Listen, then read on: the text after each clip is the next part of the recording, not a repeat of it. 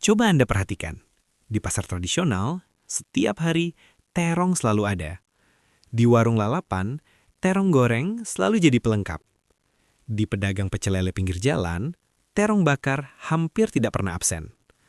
Pertanyaannya, jika terong selalu dibutuhkan setiap hari, kenapa tidak semua petani terong hidup berkecukupan?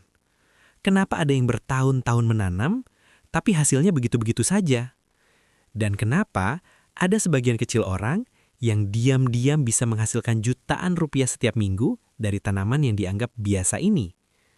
Apa yang sebenarnya mereka lakukan berbeda? Apakah mereka punya lahan lebih luas? Apakah mereka punya modal besar? Atau ada strategi yang tidak pernah dibicarakan secara terbuka? Banyak orang mengira bertani itu soal tenaga, soal bangun pagi, soal menyiram dan memupuk. Padahal dalam kenyataannya, bertani yang menguntungkan adalah soal cara berpikir, cara melihat peluang, cara membaca pasar, cara mengatur ritme tanam dan panen. Dan inilah yang jarang diajarkan. Sebagian orang hanya mengajarkan cara menanam, tapi tidak mengajarkan cara menghasilkan. Hari ini, kita tidak hanya bicara tentang cara menanam terong. Kita akan membahas bagaimana menjadikan terong sebagai sumber penghasilan stabil. Bukan untung sesekali, bukan panen besar lalu kosong lama, tapi aliran uang yang rutin, mingguan, konsisten. Karena rahasia sebenarnya bukan pada tanamannya, tapi pada strateginya.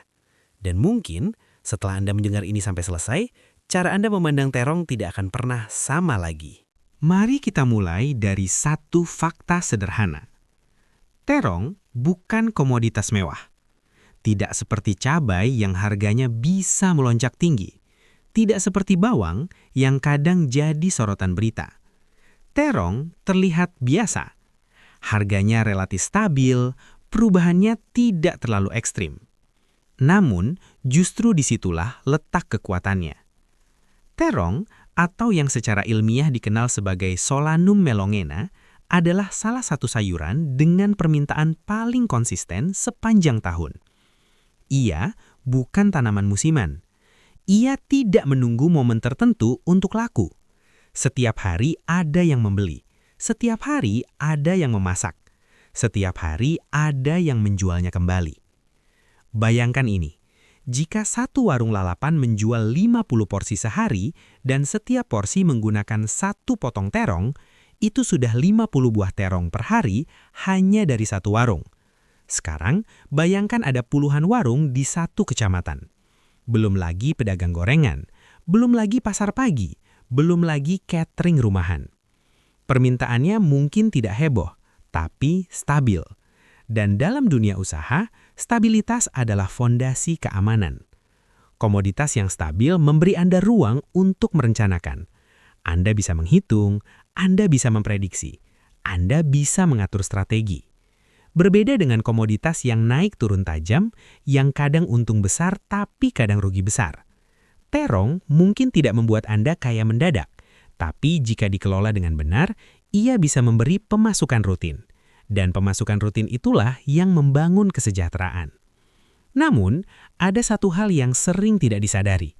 Permintaan yang stabil tidak otomatis berarti keuntungan stabil. Karena jika cara menanam dan menjualnya salah, Anda tetap akan merasa begitu-begitu saja. Disinilah kita masuk ke kesalahan yang paling sering dilakukan pemula.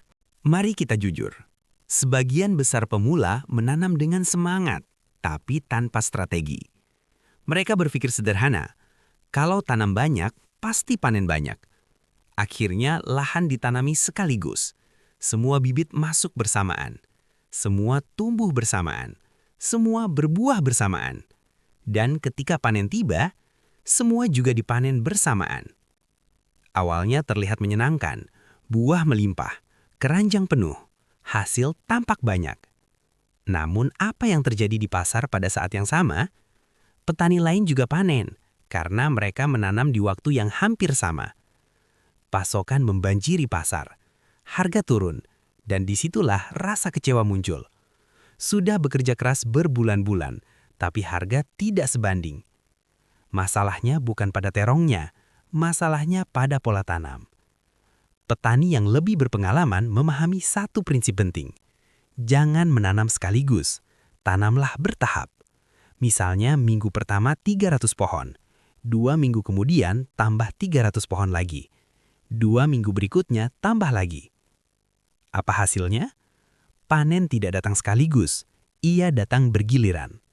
Minggu ini ada hasil, minggu depan ada lagi, minggu berikutnya tetap ada. Arus kas menjadi stabil. Dan jika suatu minggu harga turun, Anda masih punya kesempatan di minggu berikutnya. Inilah perbedaan antara menanam dengan tenaga dan menanam dengan strategi. Selain itu, pemula juga sering tidak mencatat. Tidak mencatat tanggal tanam, tidak mencatat hasil panen, tidak mencatat harga jual. Padahal, data kecil seperti itu sangat berharga. Karena dari situlah Anda bisa tahu kapan waktu terbaik tanam, kapan harga biasanya naik, berapa rata-rata produksi per tanaman. Tanpa data, Anda hanya mengandalkan perasaan, dan dalam usaha, perasaan sering kali menyesatkan. Kesalahan lainnya adalah terlalu fokus pada hasil besar sekali panen, padahal yang lebih penting adalah keberlanjutan. Lebih baik panen sedikit tapi rutin, daripada panen besar tapi jarang. Karena kebutuhan hidup datang setiap hari, bukan hanya saat panen raya. Disinilah mindset harus berubah. Dari sekedar menanam dan berharap, menjadi mengelola dan merencanakan. Dan ketika cara berpikir berubah, hasil pun ikut berubah. Banyak orang berpikir, semakin rimbun tanaman, semakin bagus hasilnya. Daun lebat dianggap tanda kesuburan. Cabang banyak dianggap tanda kesehatan. Padahal tidak selalu demikian. Tanaman terong yang terlalu rimbun justru bisa lelah membagi energinya. Energi yang seharusnya digunakan untuk membentuk bunga dan buah, justru habis untuk mempertahankan daun dan cabang yang tidak produktif. Disinilah rahasia yang jarang diketahui pemula. Pemangkasan. Ya, memangkas. Bagi sebagian orang, memangkas terasa seperti merusak, seperti mengurangi potensi. Padahal, kenyataannya justru sebaliknya. Dengan memangkas cabang bawah yang lemah, menghilangkan tunas liar yang tidak perlu, dan mengatur jumlah percabangan utama, Anda sedang mengarahkan energi tanaman. Bayangkan tanaman seperti pekerja. Jika pekerja diberi terlalu banyak tugas kecil, ia tidak akan fokus menyelesaikan tugas utama. Tapi, jika tugas yang tidak penting dihilangkan, hasil utamanya justru meningkat. Begitu juga dengan terong. Pemangkasan yang tepat membuat sirkulasi udara lebih baik. Sinar matahari masuk merata. Resiko jamur berkurang. Buah lebih seragam ukurannya. Dan yang paling penting, tanaman tidak membuang tenaga untuk bagian yang tidak menghasilkan uang. Selain pemangkasan, ada satu lagi yang sering diabaikan. Penopang atau ajir. Tanaman terong yang mulai berbuah akan semakin berat. Jika tidak disangga dengan baik, batang bisa miring atau bahkan patah. Tanaman yang roboh bukan hanya menurunkan kualitas buah, tapi juga menghambat produksi selanjutnya. Hal kecil seperti ini sering dianggap sepele. Padahal, detail kecil itulah yang membedakan hasil biasa dan hasil maksimal. Petani yang untung bukan yang paling kuat bekerja, tapi yang paling teliti memperhatikan detail. Mari kita bahas kesalahan yang sangat umum terjadi. Menunggu buah sebesar mungkin sebelum dipanen. Sekilas terlihat logis. Buah lebih besar berarti lebih berat. Lebih berat berarti lebih banyak kilo. Lebih banyak kilo berarti lebih banyak uang. Tapi kenyataannya tidak sesederhana itu. Terong yang terlalu tua biasanya kulit mulai kusam, tekstur lebih keras, biji lebih banyak, rasa sedikit pahit. Pembeli tidak menyukai ini. Pedagang juga enggan mengambil dalam jumlah besar jika kualitasnya menurun. Selain itu, ada satu efek yang jarang disadari. Jika buah dibiarkan terlalu tua di pohon, tanaman merasa tugas reproduksinya sudah selesai. Akibatnya, produksi buah baru melambat. Artinya, siklus berbuah ikut melambat. Sebaliknya, ketika Anda memanen pada ukuran optimal, tanaman akan terus terpacu menghasilkan bunga baru. Siklus produksi lebih cepat. Total panen selama satu musim lebih banyak. Bayangkan dua petani. Petani pertama menunggu buah besar sekali. Petani kedua memanen rutin saat ukuran pas. Di akhir musim, siapa yang totalnya lebih banyak? Seringkali yang panen rutin. Karena keuntungan bukan soal satu buah besar, tapi soal akumulasi.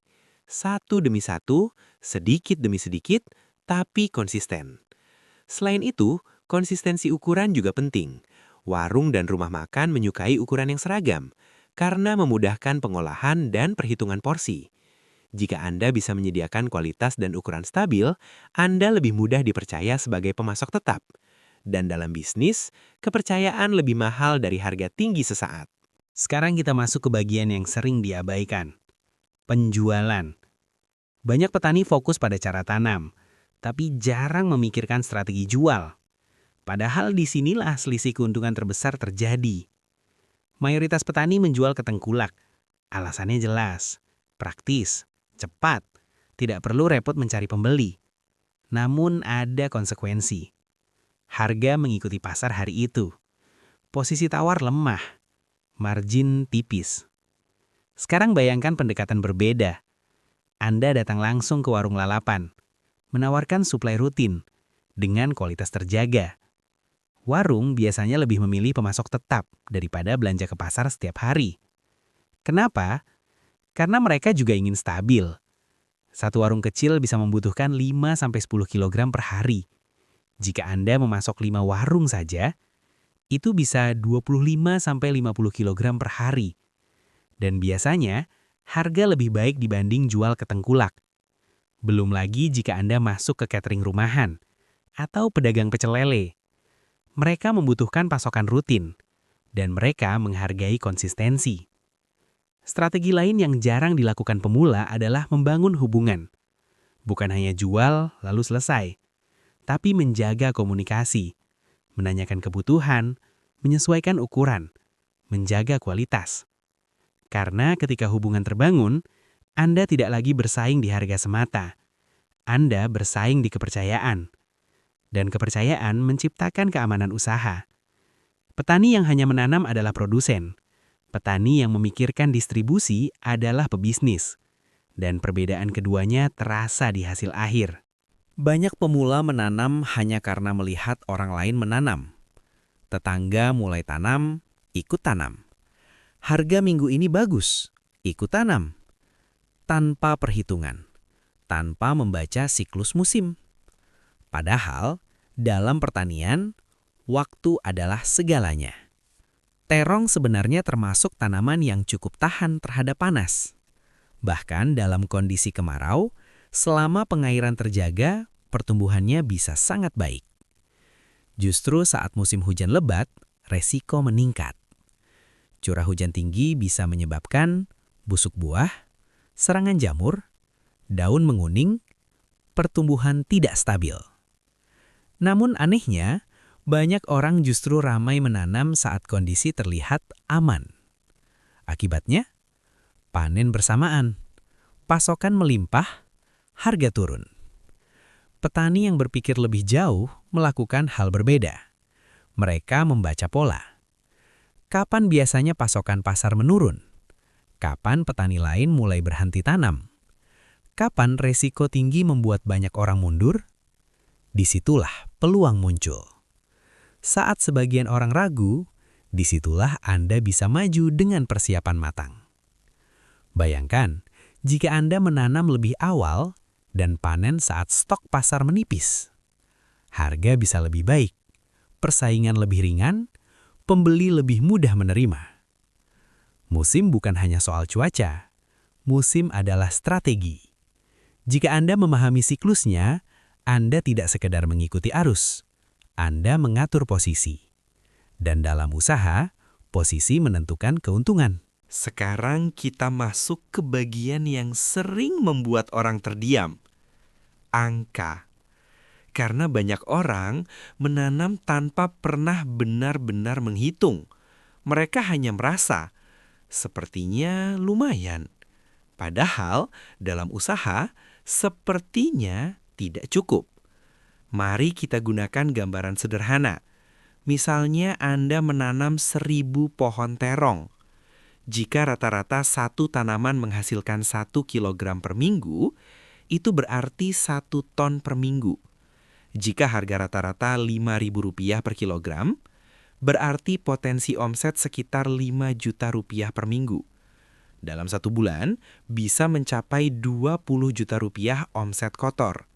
Sekarang kurangi biaya, bibit, pupuk, air, tenaga kerja, transportasi. Tetap ada margin yang menarik jika dikelola dengan efisien. Tapi, disinilah yang membedakan. Petani biasa melihat hasil panen. Petani yang berpikir bisnis melihat arus kas. Berapa yang masuk setiap minggu, berapa yang keluar, berapa laba bersih sebenarnya. Karena omset besar tidak selalu berarti untung besar. Efisiensi adalah kuncinya. Menggunakan pupuk organik buatan sendiri bisa menekan biaya. Mengatur irigasi tetes bisa menghemat air.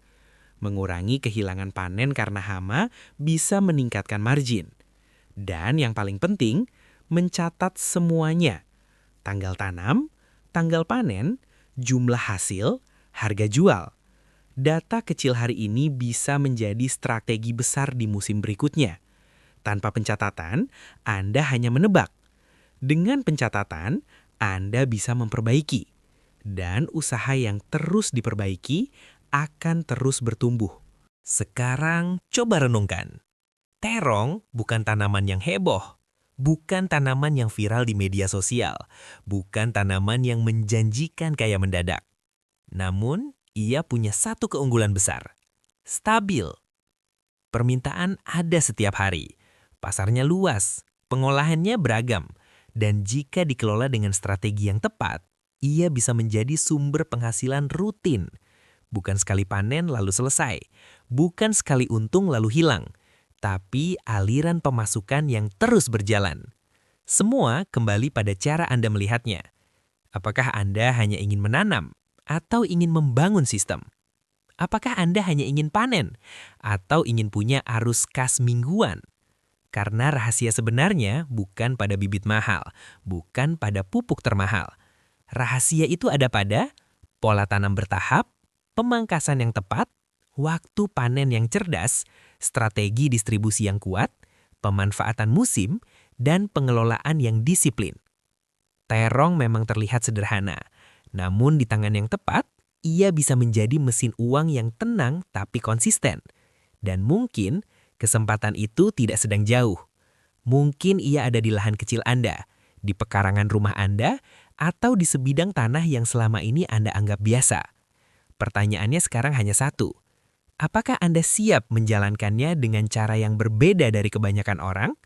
Karena ketika strategi berubah, hasil pun ikut berubah. Dan semuanya dimulai dari keputusan Anda hari ini.